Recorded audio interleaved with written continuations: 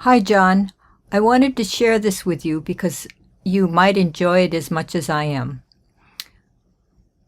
I am using a program called DeepL. DEEPL. And it's free.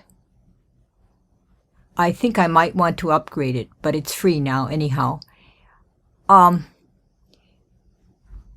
I just dictated this story about what happened today. I'm keeping a diary. Usually it's not this long, but I actually had a story to tell today. And I could just bring in documents and I can save it and get it later on. So it's very nice. And here you can see Today, my husband was expecting to meet a friend. This is the story that I wrote. And it immediately translates it into Chinese. I could get other languages like Japanese, which is fun. So sometimes I translate it into the other languages I know just for the fun of it. But and then the other fun thing is 今天，我丈夫要去见一位年事已高的朋友。 you can ask it to read it for you. If I upgrade it, apparently I can get a nicer voice, something with more intonation, but it costs something like 1,000 yen a month, and I don't know if I'm that eager to get nice pronunciation. I actually am, but this is enjoyable enough that I do it almost every day. And so after I've made the story, then I take this here and I copy the English. Oh, at the bottom here, I didn't like the word that they had chosen for senile. It didn't make sense. And so I just tried senile as a single word, and I got a much better word. But anyway, so I copy my English. This side, they don't have something to automatically copy it. And then I bring it over to my notebook where I keep my diary.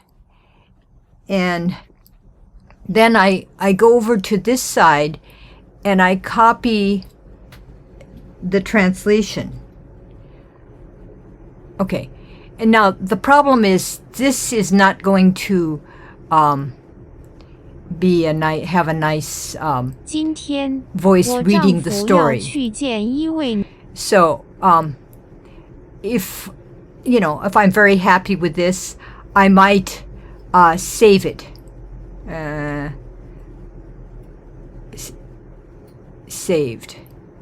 So, this is something that I've done before. I guess they broke it up into little pieces because it's kind of long. But you can see that, no, I don't know why it's saved so many times. Clear history. Okay. Anyway, you can save it.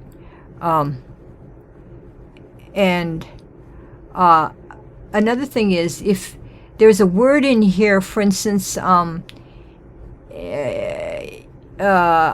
say I didn't know some word that's in here, or I just wanted to be clearer about that word. Let's say 我骑上自行车. Okay. 飞奔. Okay, so I raced to the station is what I said. And you can you can get a dictionary to come up, or usually you can.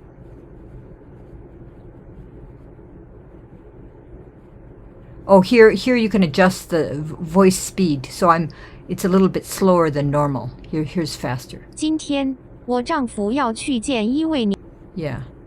But usually, if I made this into Spanish, let's see.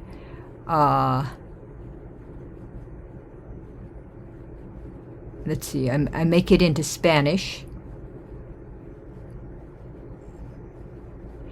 Then, and there's a word here that I don't understand. It's going to tell me all kinds of different words that are similar for that place, and supposedly I could choose. And in Chinese, it should do the same thing. Let's see.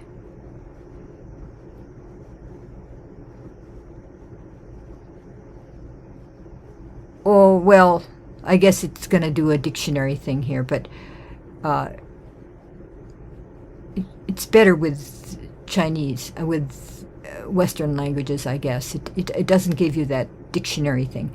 And sometimes when whatever it is I have that's very short, like say I only I had a much shorter thing here, then it will, sometimes it gives, I don't know how it happens, but it gives me it gives me text with here I can capture this. There's all kinds of things I can do, I guess. But sometimes it gives me the Chinese pronunciation down here. I don't know why it's not doing that now. And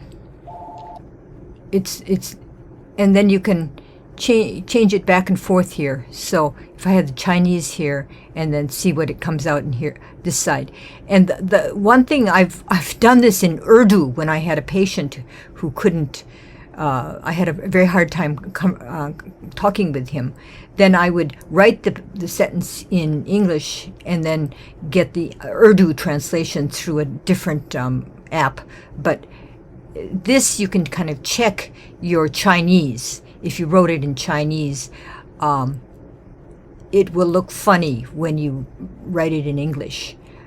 Or if there's something strange in this Chinese, it'll come out in the English. So that's a good way to check your translation, even without a human being to check it. Okay, so if I were to upgrade it,